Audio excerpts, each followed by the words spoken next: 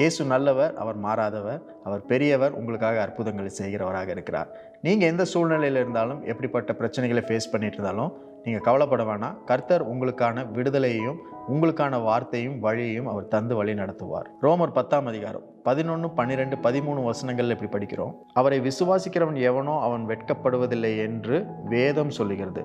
யூதன் என்றும் கிரேக்கன் என்றும் வித்தியாசமே இல்லை.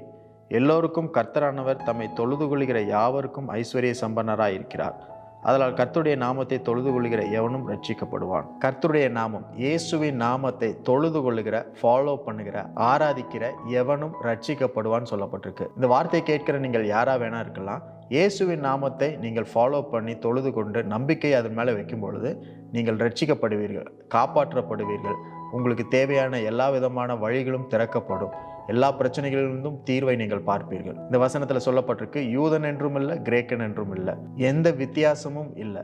இயேசுவை பின்பற்றுகிற, நம்புகிற யாரா இருந்தாலும் எல்லோருக்கும் தேவன் விடுதலையும் வழிகளையும் திறக்கிறவர், காட்டுகிறவராக இருக்கிறார். வித்தியாசமே இல்லை அப்படின்னு சொல்லுகிறார். ஸோ ஆண்டவர் எல்லோருக்கும் ஒருவராக இருக்கிறார். ஒரே ஒரு காரியம் அவர் நம்மகிட்ட எதிர்பார்க்கிறது, நம்முடைய விசுவாசம், நம்முடைய நம்பிக்கையை இயேசுவின் மேலே வைக்கணும். அவர் நமக்கு உதவி செய்வார், நம்மை வழி நடத்துவார், நம்மை உயர்த்துவார்ன்ற நம்பிக்கை அவர் மேலே இருந்தால் போதும். அப்படி இயேசுவின் மேலே விசுவாசம் வைக்கிற யாராக இருந்தாலும் நீங்கள் வெட்கப்படுவதில்லை. You will not be put to shame.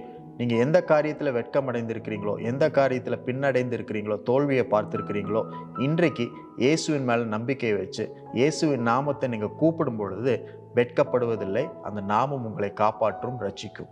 நம்ம ஒரு காரியம் செய்ய வேண்டும். அது என்னன்னா, இயேசுவின் நாமத்தை கூப்பிட வேண்டும். we should call upon his name. Jesus is his name.